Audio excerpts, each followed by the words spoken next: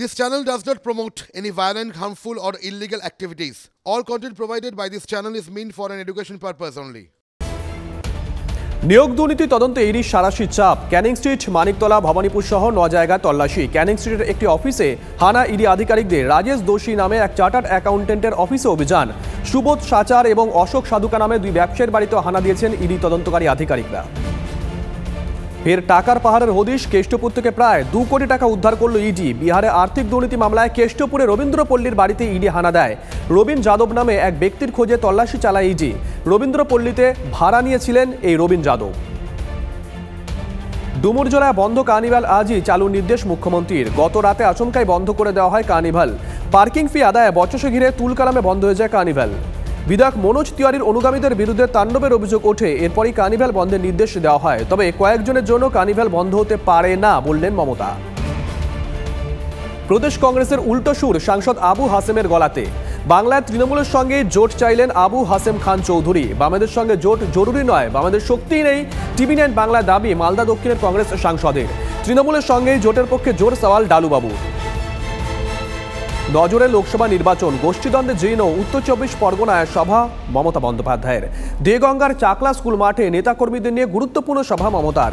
এই কর্মী সভার মধ্য দিয়ে উত্তর 24 পরগনা জেলায় লোকসভা ভোটের দামামা বাজিয়ে দিলেন তৃণমূল সুপ্রিমো মমতা বন্দ্যোপাধ্যায়। এদিন চাকলা মন্দিরে পুজো দেন মমতা। দলীয় পদ খুঁজে ফের ইঙ্গিতপূর্ণ পোস্ট অনুপম হাজরার। নতুন শর্তের পর কবিগুরুর উক্তি পোস্ট অনুপমের। ব্যতিক্রম কখনো হঠাৎ ঘটে, আগে হইতে তাহা কেহই বলিতে পারে না। রবি ঠাকুরের লেখা তুলে ধরে পোস্ট অনুপমের। বিতর্ক থেকে দূরে থাকতে 2 দিনের হিমালয় যাত্রায় অনুপম হাজরাকে জাতীয় সম্পাদকের পদ থেকে সরানোর প্রতিবাদ। বিজেপি কেন্দ্রীয় নেতাদের বিরুদ্ধে ক্ষোভ দলেরই একাংশের। বসিরহাটে বিজেপি বাঁচাও কমিটি তৈরি করে প্রতিবাদ। মঞ্চের কনভেনার দীপক কুমার সরকার বলেন, দুর্নীতিগ্রস্তদের মাথায় রেখে কেন্দ্রীয় নেতৃত্ব চলছে। শনিবার নৈহাটি উৎসবে যোগ দিতে পারেন তৃণমূলের সুব্রত বক্সী। চায়ের আড্ডায় ব্যারাকপুরের শিল্পাঞ্চলের নেতাদের নিয়ে আলোচনা। সংগঠনের শৃঙ্খলা নিয়ে কড়া বার্তা দিতে পারেন তিনি। চায়ের আড্ডায় থাকবেন অর্জুন সিং, সোমনাথ শ্যাম, পার্থ ভৌমিকরা। তৃণমূলের রাজ্য সভাপতি কি বার্তা দেন, নজর সেদিকেই।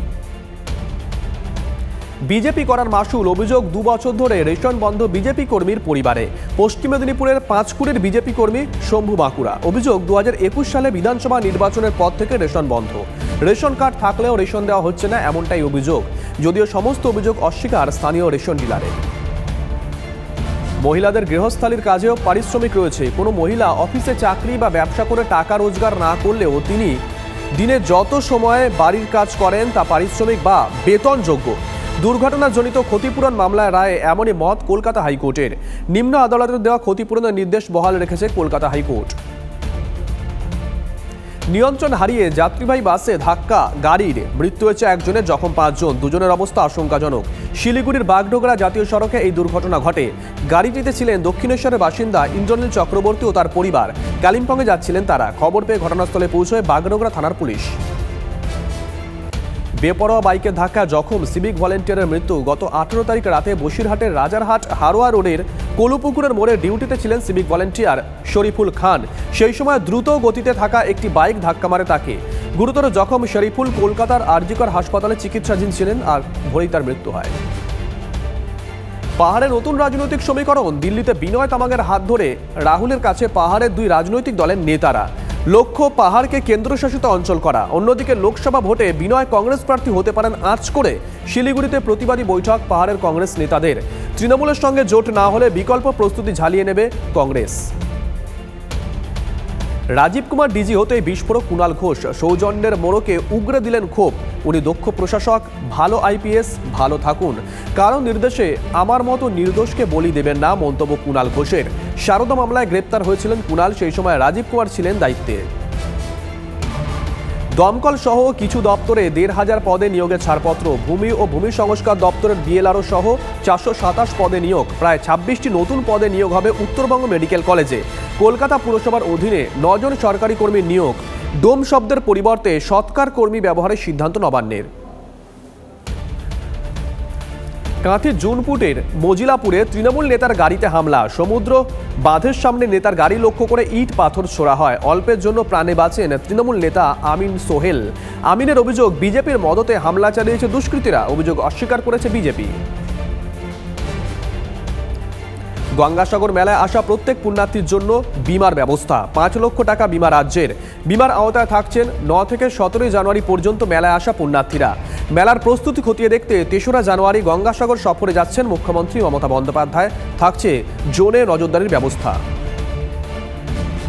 উলুবেড়িয়ার তুলসীবেড়িয়ায় চোলায় ঠেক ভাঙলেন মহিলারা। বেআইনি মদের ব্যবসা চালানোর অভিযোগ। পুলিশকে বলেও কোনো লাভ হয়নি এমনটাই দাবি।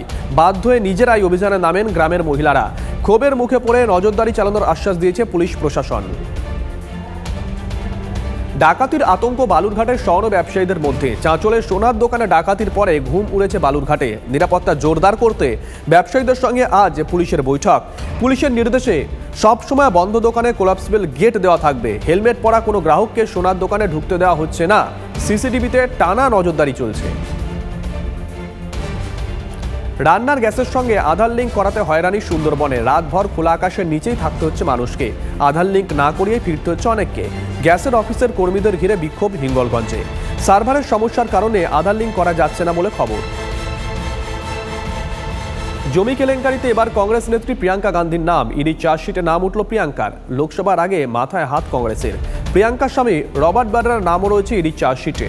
কংগ্রেস নেত্রীর বিরুদ্ধে মূল অভিযোগ, দিল্লির এক রিয়েল এস্টেট সংস্থার মাধ্যমে তিনি হরিয়ানায় বহু জমি নাকি বেআইনিভাবে কিনেছেন।